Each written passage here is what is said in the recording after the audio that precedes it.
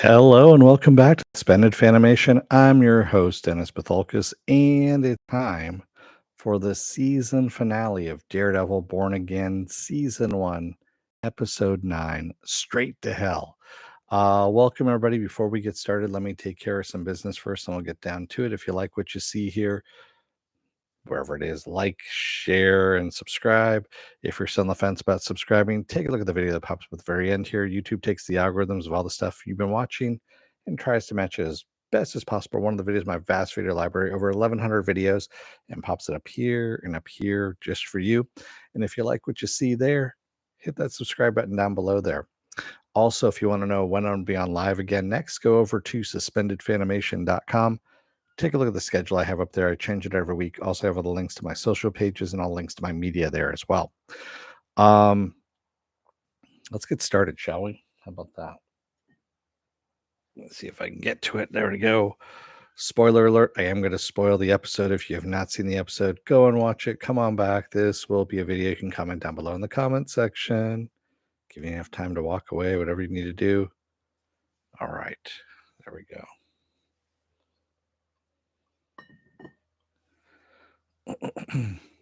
Okay. Better episode. Obviously, this is kind of where we should have been around, I don't know, episode 4, somewhere around there.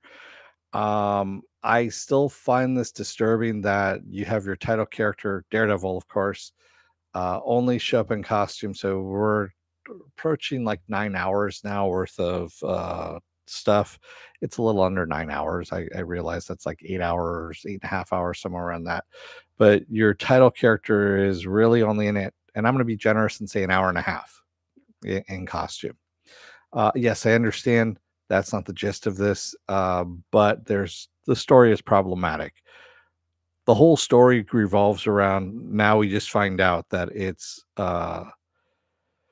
Wilson Fisk becomes mayor so that he can make Red Hook, which is a free port, basically not not part of New York, not part of the United States, really.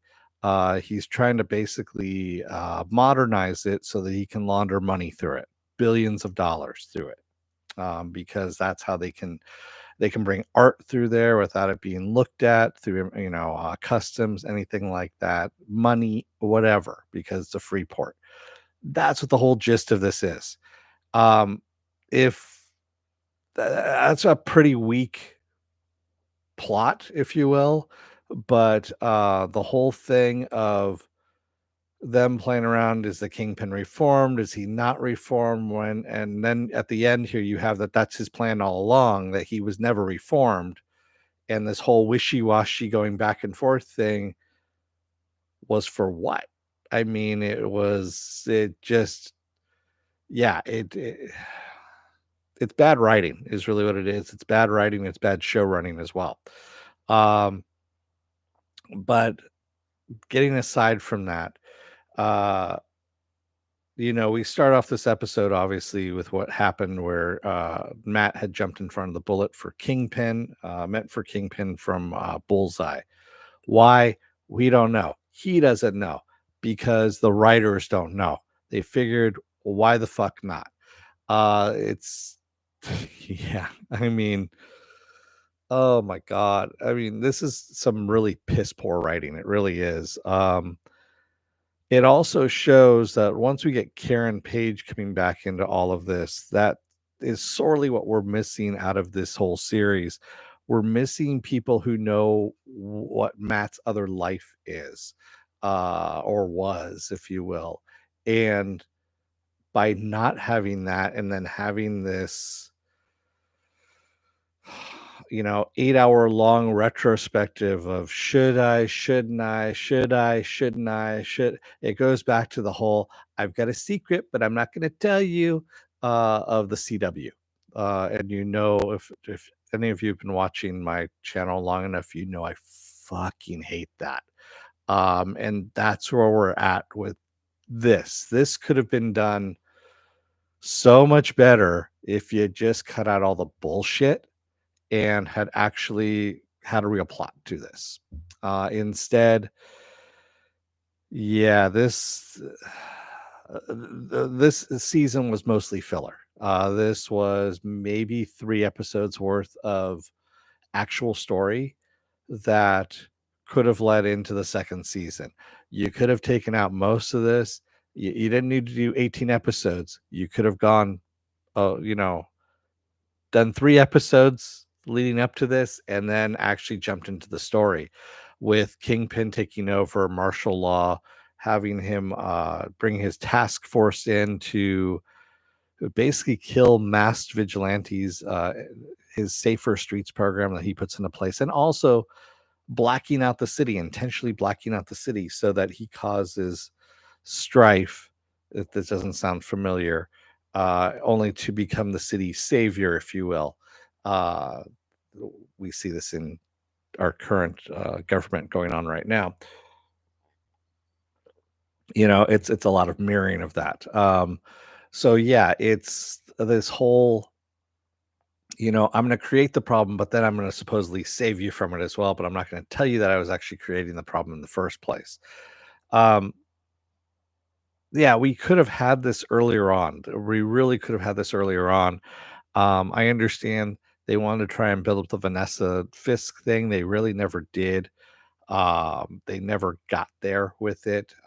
They meandered around it in a really shitty, haphazard way by trying to make Kingpin look kind of ineffectual and weak, if you will. Like he was going to be good, but that was never his intention to be. Yeah, there was a lot of problems with this season. There really was. I'm hoping season two, which we know there's going to be a season two. We saw it at the end credits there. It says Daredevils will return in season two, because of course we already know that they've filmed 18 episodes here. Um, yeah, I was not happy with this season. This episode, on the other hand, yes, it was better. We got Frank coming back. The Punisher came back and killed a shit ton of people in some fairly disturbing ways. And yeah, if you got to see the little what I liked, what Disney finally did, Disney Plus there. So as the credits are rolling, it says skip credits. And if you push that button, it took you to the little mid-credit scene with Frank being chained up and killing one of the guards and escaping, because we saw that he got captured by the task force because he went into Red Hook on his own to try and take everyone out, and being Frank. Um, yeah, this was a big misstep this season. It really was. I'm really hoping that season two is has a more clear storyline, a clearly thought out storyline, I should say. And hopefully it's not a lot of filler like we had here. This was just really, really fat on the filler, is really what it was. Like I said, 3 episodes with some good storyline to it. And I'm going to say this right now. Heather, Matt's girlfriend, um, she kind of gets lost in the mix in all of this. Um, she really does. And I hate to say it. What happened with her and Muse was so glossed over because, again, there was no character development. There's really been no character development of her, to tell you the truth. Um, and so her becoming appointed the city's mental health awareness, or whatever title that Kingpin gave her, really doesn't make any difference, quite honestly, because you don't have the character developed enough to really give a shit about that character. She could have been killed by Muse, and honestly, I wouldn't have blinked. I wouldn't have registered, quite honestly. Um, yeah, there's a lot of things that need fixing here, and character development is one of them. Um, yeah, they really need to bring in some different writers. I was actually looking at the writers that are involved in all of this. All of these writers have worked together on multiple really just bland projects before, and they need to bring somebody else in that actually knows how to write, knows how to do some character development, and has worked on stuff other than like CW shows and just really crappy, forgettable TV shows. I could give you examples, but you can look up IMDb on your own and see what that looks like. Um, again, this is a better episode this season. We ended up on a better episode, I should say, but for the most part, this season was, yeah, down there. At the end of all of this, we see Matt and Karen bringing together the street level justice, I guess you can say. He's trying to rally up the city to fight back against the task force and the um, and Fisk in Kingpin here. And I don't know if we're going to see some of the other heroes. Hopefully, we see Jessica Jones coming in next season. Maybe Luke Cage. It would be nice to see some of the street level Marvel characters coming into all of this as well, especially for the Netflix series. Do we need Iron Fist in here? I wouldn't mind seeing Iron Fist coming in, but not with the actor who portrayed him in the Netflix series. You could recast that pretty easily. I know he really wants a chance at it again, but no, sorry. Um, but I want to see Mike Coulter come back as, Luke Cage. I want to see Kristen Ritter come back as Jessica Jones. Definitely could have that swordsman, of course, is still out there and alive. Yeah, I can see all this happening. That would actually be really good if they do it well. Even having Angela coming in as the new White Tiger. Yes, she'd be young, definitely, but still, having a young White Tiger coming into all of this, that would be cool as well. Uh, I could see that happening. Um, so yeah, it ended on a high note. Well, the city being under siege and under martial law, and yeah, all that kind of stuff happening. And we have a season 2 coming up. But yeah, overall, this season was pretty bad. Uh, quite honestly, there was high points here and there, but no character development, no attention to story really, until almost the end there, and then that's when we get our story, which really was a half page.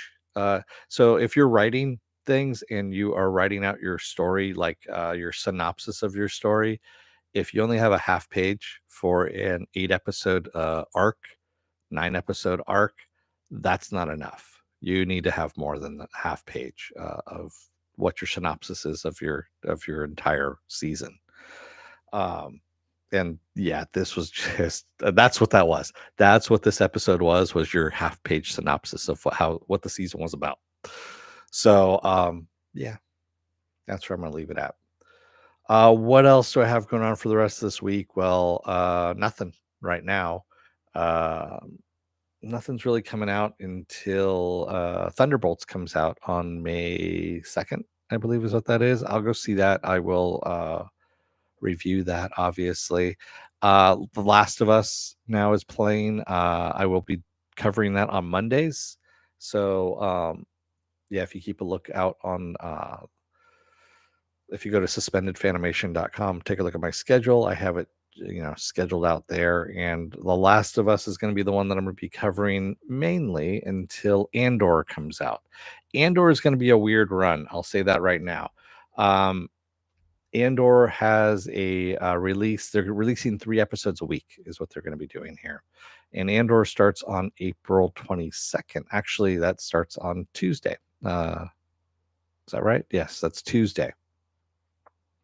So yes, I will be covering Andor on Wednesdays because it's 3 episodes, and yeah, I've got to get through them before I can actually review them. Obviously, so I'll cover that on Wednesdays. Is what I'll do. Why are they doing it in 3 episode arcs, especially for the final season? Supposedly the 3 episode they're going to be skipping years, is what they're going to be doing.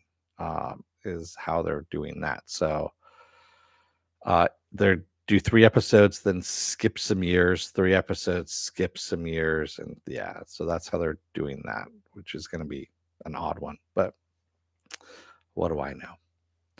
I know it's better written than Daredevil Born Again was, so that's where we have it. So with that said, I'm going to let you guys go. I will see you again on Monday. So until then, don't let the door hit your ass on the way out. Otherwise, you may just find out that you're in a very poorly written series that didn't have its synopsis put together until probably the last minute, maybe midway through the season. And they finally figured out what a free port was and decided to roll with that. Thank you, everyone who joined. I think I have one lurker in there. And thank you if you made it this far in the video. If you're still on the fence about subscribing, take a look at the videos that pop up at the very end here. One pops up here, one pops up there. YouTube takes the algorithm of all the stuff you've been watching and tries to match it as best as possible to one of the videos, my vast video library, and pops it up there just for you. And if you like what you see there, hit that subscribe button down below there. And if you can, hit that like button, the share button as well. And if you want to know when I'll be on live again next, go over to suspendedfanimation.com. Take a look at the schedule. I have it up there. I change it every week. Also, I have all the links to my social media there and all the links to my pages. And also underneath the schedule, future stuff like what's coming out. I don't have everything up there, but I have a lot of stuff that's up there that's genre related that's going to be coming out here. And I update it quite frequently. So thank you, everyone. I will see you again on Monday. Have a good rest of your week and weekend. Thanks, everyone, and I will see you then. Have a good rest of your night and week. Thanks, everybody.